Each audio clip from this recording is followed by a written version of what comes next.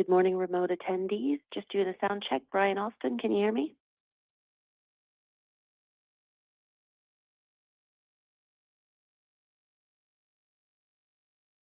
Andrea, can you hear me?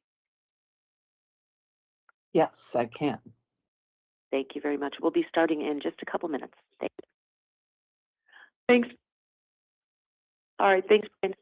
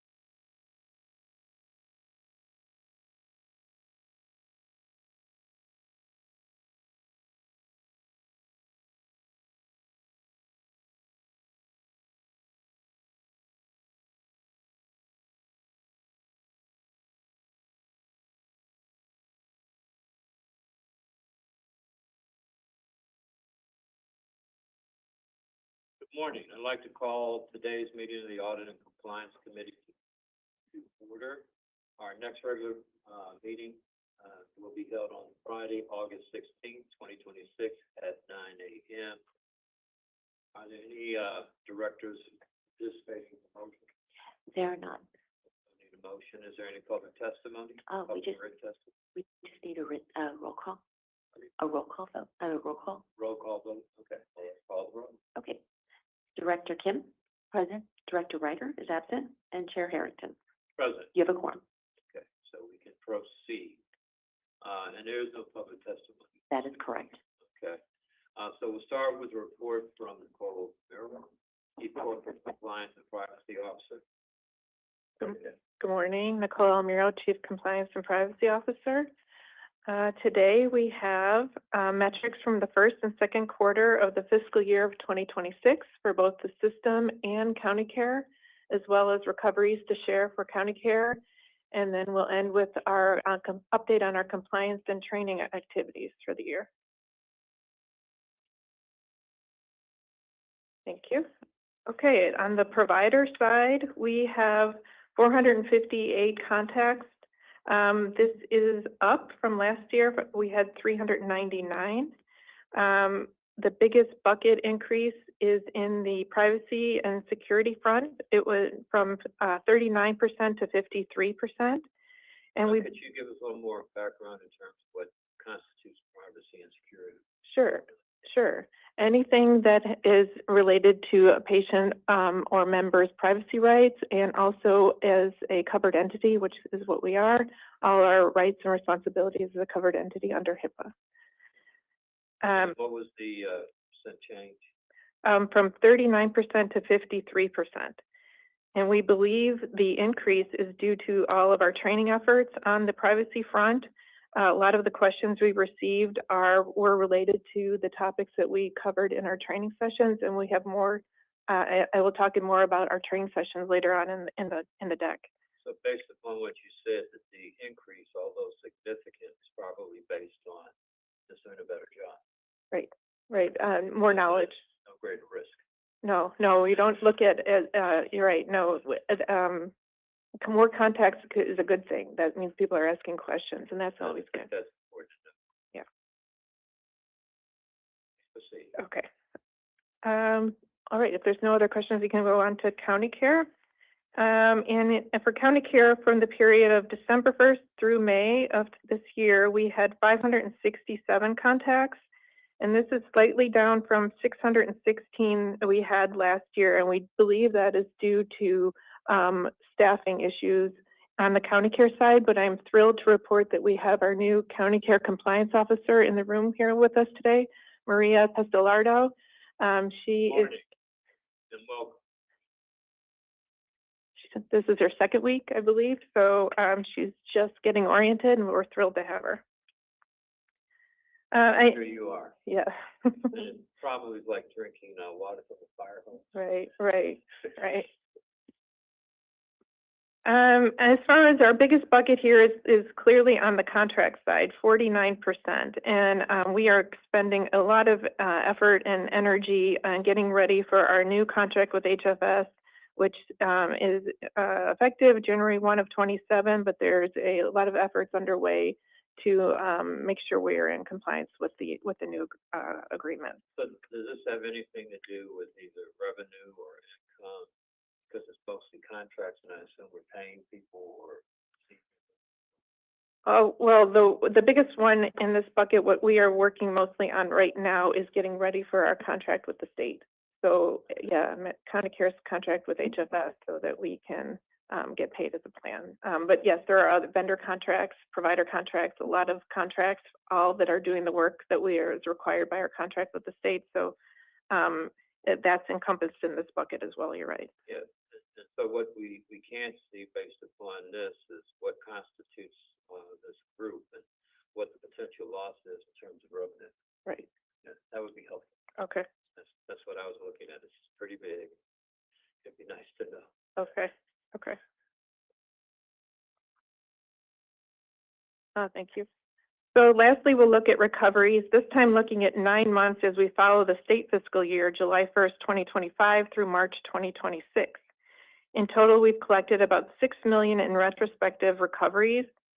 Overpayments identified are decreasing from $6.8 million down to $1.4 million, and this is largely due to the wind down of the COVID lab investigations.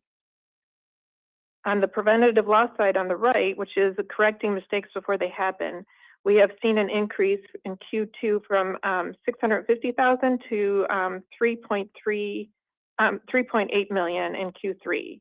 Question. Uh-huh. And you said that we're preventing loss before it happens based upon what we're doing.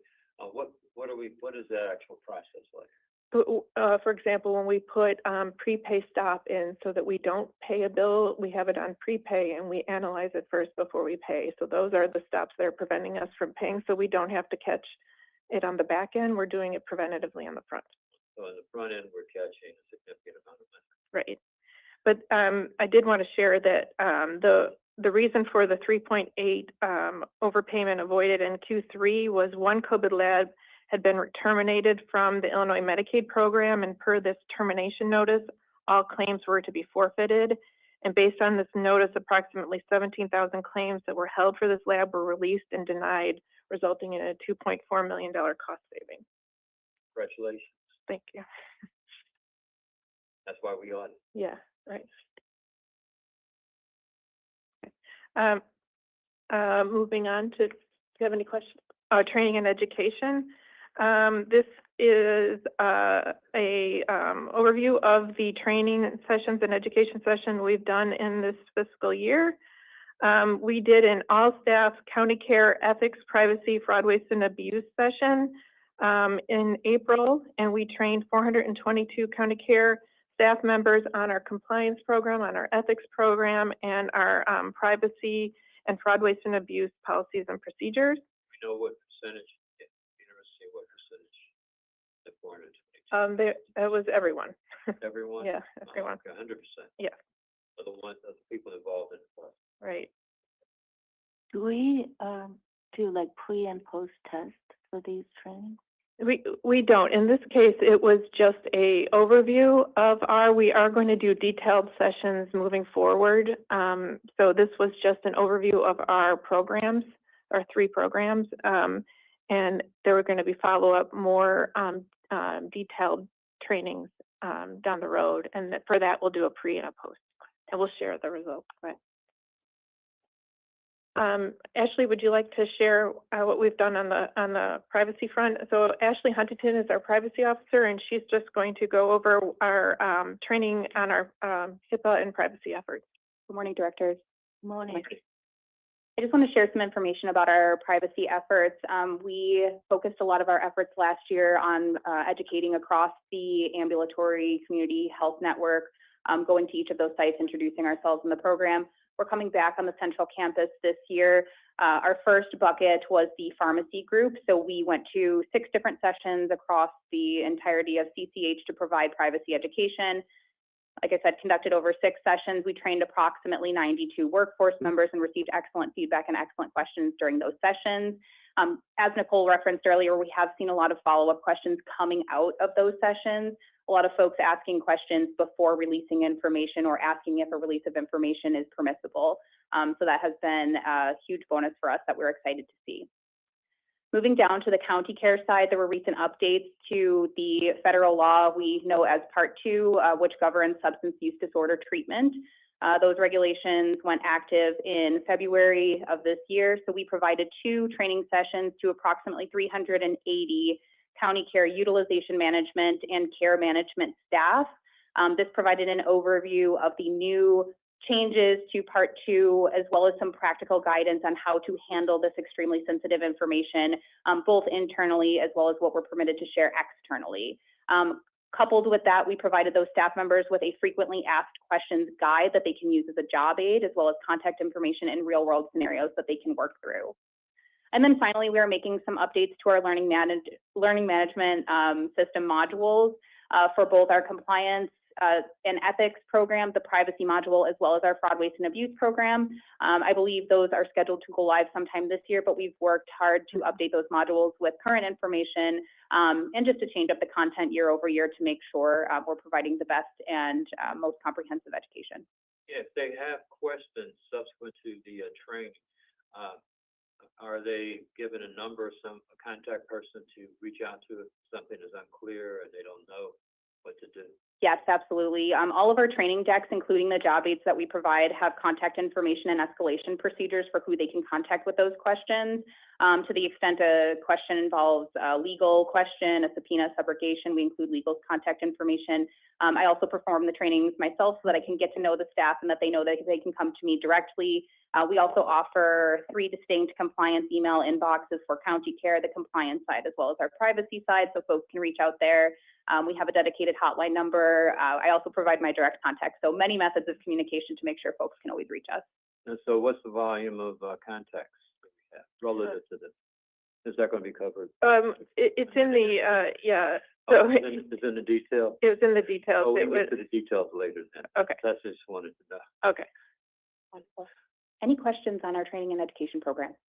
Just a quick question. At the UIC, everyone has to do like mandatory training yearly. Is this sort of like that mandate? Yes, so our learning management system module updates are mandatory and required on an annual basis. Are also, of course, required at onboarding at hire, I think within 60 or 90 days. So yes, that is part of the annual training updates. We also provide ad hoc training, so if we're seeing issues or concerns in a given area, we'll do something like that.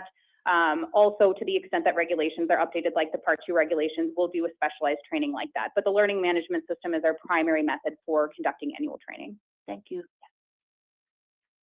Thank you. Cindy? I believe that's it. That's it? Yes, Oh, we Unless- talked about drilling down. You were going to answer my question. So. I will. Oh, you asked about the contacts and so that's in this, that's what the contacts by category are. Okay. So we had 458 contacts Uh-huh. over the period December 1st to May 31st. This is with staff. Yes, Okay. yeah. It's any contact, so staff is the majority of it, but it could be anyone, it could be a patient. Okay. And so we don't know who the person is. We know how many staff versus patients. We do, we have that. Yeah, that'd be interesting to see. Okay. And is there anything that's resulted from that you caught? You don't have to answer now, but it'd be interesting to know that moving forward.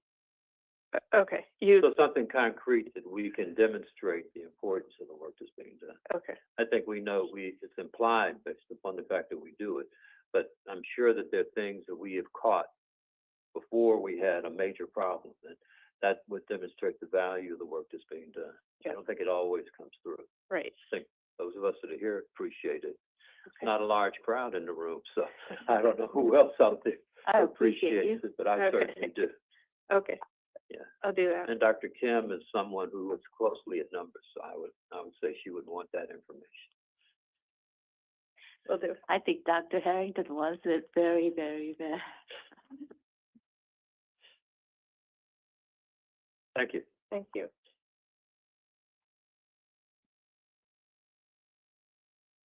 So we only have one action item, and we're going to have a closed meeting. Okay. We're presenting the June meeting, the minutes. They're being presented for review and discussion if necessary. Are there any corrections to be made to the minutes? Hearing none, can I have a motion to accept the minutes of June 5th, 2026 Audit and Compliance Committee meeting? So, I'll second. Are there any questions on the motion? I assume not. All those in favor say aye. aye. We have 100% aye. So the motion carries. Appears now that we'll be going into closed session. The committee will, we don't anticipate any action to be taken in open session after the closed meeting has adjourned. Can I have a motion to go into closed meeting pursuant to the following exceptions of the Illinois Open Meetings Act 5 ILCS 120/2 parentheses C 1 and 29? So moved. Okay, I'll second. Motion is made. Are there any questions on the motion? This will require a roll call vote. Madam Secretary, please take the roll. Roll call vote on the motion to go into closed session. Aye or nay? Director Kim? Aye. Chair Hammack? Chair Aye. Hammack. Whoa. That's an old. People in this chair. Blast from the past. I'm sorry about it. Chair Harrington. That's Aye. 2 yeas and 0 absent. Oh, I'm sorry, 1 absent. Thank you. Committee is, so we haven't gone into, so we'll, yeah, Yeah. so we'll go into closed session.